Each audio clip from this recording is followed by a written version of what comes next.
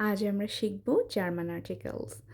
Article শেখা একটু tricky German ভাষায়, কারণ আমাদের একই সাথে সাথে ফোকাস করতে হবে নাউন জেন্ডারের উপরে, সেটা মাস্কুলিন, ফেমিনিন নাকি নয়টার, প্লুরাল ফর্মে কেমন হয়, নমিনেটিভ, অ্যাকুজেটিভ, ডাটিভ এবং জেনেটিভ কেসে কেমন হয়, এবং কিছু ইরেগুলার বা এক্সেপশন আছে যেগুলো আমাদের শিখতে হবে। তো আজকের লেসন থাকছে মূলত নাউন জেন্ডারের উপরে।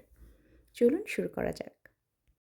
তিনটি মূল আর্টিকেল হলো দেয়া, ডি এবং ডাস। দেয়া হচ্ছে পুরুষবাচক বা মাস্কুলিন শব্দগুলোর ক্ষেত্রে ব্যবহৃত হবে, ফেমিনিন বা নারীবাচক শব্দের ক্ষেত্রে ডি ব্যবহৃত হবে, এবং নিরপেক্ষ বা নয়টার এক্ষেত্রে ডাস ব্যবহৃত হবে।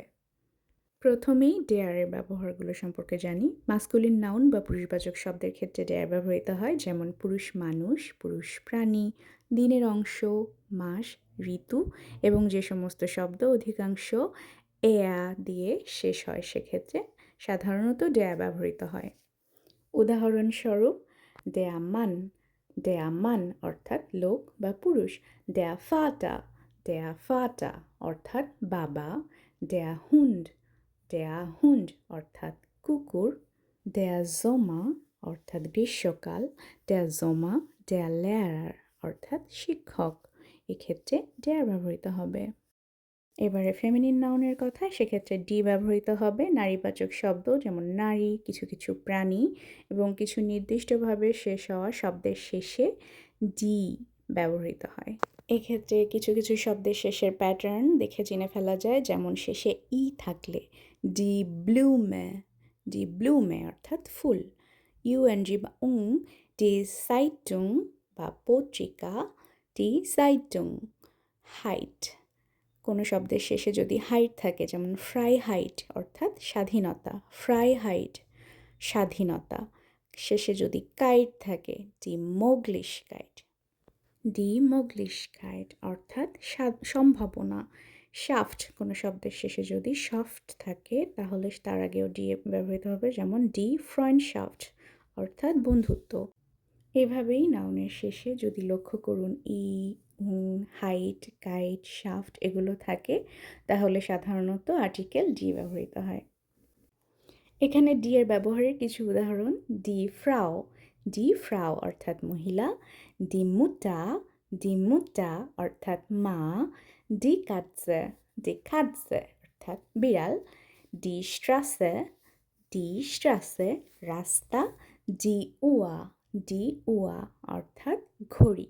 এছাড়াও বিভিন্ন ভাবধারাজাত শব্দ যেমন মুক্তি, ভালোবাসা, স্বাধীনতা ইত্যাদি প্রায়শই ফেমিনিন হয় এবং এগুলোর আগে ডি ব্যবহৃত হয়। এবারে আসি নিরপেক্ষ বা নয়টার নাউন্সের কথায়, যাদের ব্যবহারের পূর্বে ডাস লেখা হয় আর্টিকেল, যেমন বাচ্চা, বস্তু, কোনো কনসেপ্ট, রাসায়নিক উপাদান, দেশ ও শহরের নাম। অনেক শব্দ যেগুলোর জেন্ডার নেই, এক্ষেত্রে ডাস ব্যবহৃত হয়। শব্দের শেষে কিছু প্যাটার্ন বা এন্ডিংয়ের কিছু প্যাটার্ন দেখে আপনারা এই ধরনের শব্দগুলো শনাক্ত করতে পারেন, যেমন শেন, ডাস মেডশেন, মেয়ে শিশু, ডাস মেডশেন, এর শেষে শেন আছে। আবার লাইন, যেমন ডাস ফাউলাইন, অবিবাহিতা নারী বা মিস এদেরকে বলে ফ্রাউলাইন। মেন্ট, ডাস ইনস্ট্রুমেন্ট বা বাদ্যযন্ত্র, এর আগেও ডাস ব্যবহৃত হবে। ডাস সেন্ট্রুম, এর শেষে আছে, তো সেন্ট্রুম অর্থাৎ মধ্যস্থল বা সেন্টার, এক্ষেত্রেও ডাস ব্যবহৃত হবে। তো এভাবেই কিছু কিছু শব্দের শেষের অংশ শনাক্ত করে অনুমান করতে পারবেন যে কোন ধরনের আর্টিকেল এখানে ব্যবহৃত হতে পারে।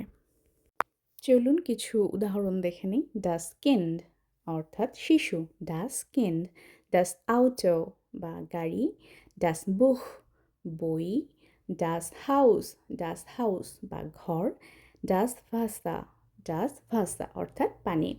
নিরপেক্ষ বস্তু, যন্ত্রপাতি বা যেখানে জেন্ডার নেই সেক্ষেত্রে এই নয়টার আর্টিকেল ডাস ব্যবহার করতে পারবেন। আজকের লেসন এখানেই শেষ। লেসনের শেষ পর্যন্ত থাকার জন্য আপনাকে ধন্যবাদ। আর ব্যাকগ্রাউন্ডে যে পাহাড় পর্বত রাস্তা যে ভিডিওটা চলছিল, এটা আসলে আমার রিসেন্ট গ্রিস ট্যুরে, এটা জার্মানি না, এটা গ্রিসের এথেন্সের। ইনফ্যাক্ট আমরা এথেন্স থেকে স্পাটাতে যাচ্ছিলাম, সেই রোড ট্রিপটা। ভালো থাকবেন সবাই, সুস্থ থাকবেন। পরবর্তীতে এর পরের লেসনগুলো নিয়ে হাজির হওয়ার চেষ্টা করব যত দ্রুত সম্ভব। আজ এখানেই শেষ করছি। চিয়ার্স!